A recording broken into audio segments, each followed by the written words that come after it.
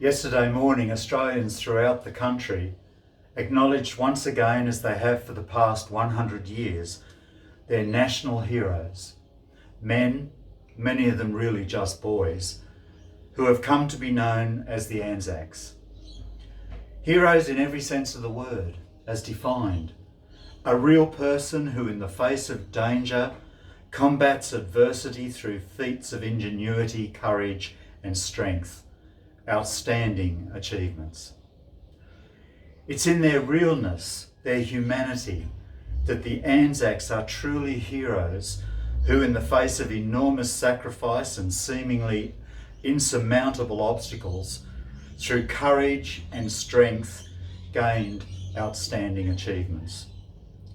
And yesterday, on Anzac Day, Australians everywhere, in company with our New Zealand friends, took time to stop, to remember and to reflect on the sacrifice and suffering endured by those young Anzacs.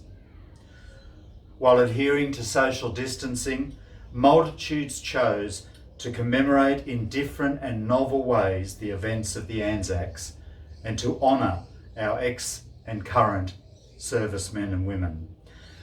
They stood in solidarity at the end of driveways, listening to the last post and being guided through a minute's silence on their smart device. I'd like to read for you a poem written by Ken Bunker entitled A Tribute to Anzac Day.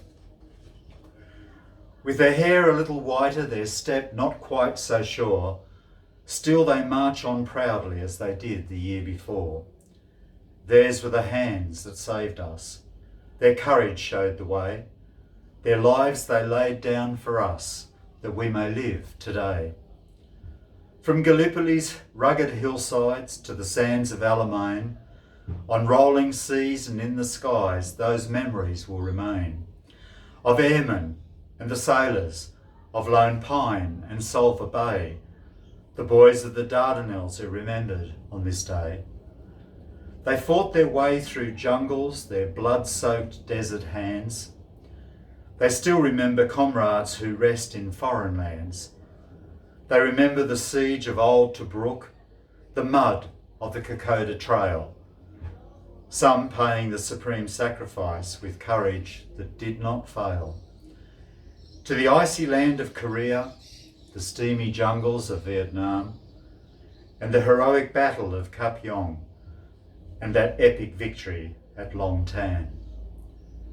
Fathers, sons and brothers, together they fought and died, that we may live in peace together, while at homes their mothers cried.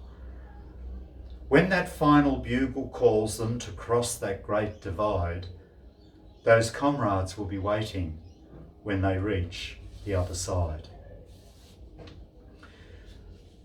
This morning, as many face seemingly overwhelming uncertainties as a result of the coronavirus, we as Christians can reflect again on the Anzacs' genuine heroism, their faith and courage as they faced far greater and treacherous obstacles.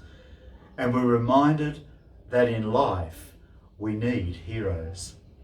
Not superheroes dressed in lycra with capes and fancy gadgets, but everyday people who are courageous, self-sacrificing, compassionate, gracious and genuine. And undoubtedly, the greatest hero of all time is the one who assures us that the greatest love of all is a love that sacrifices all.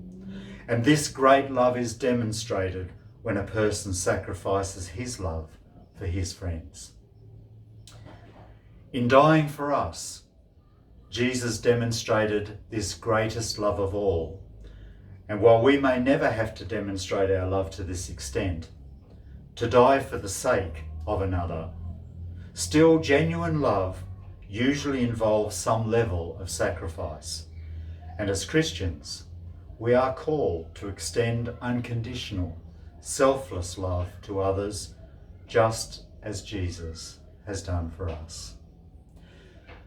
This Anzac Day, as in all others, At the going down of the sun and in the morning, we will remember them, lest we forget.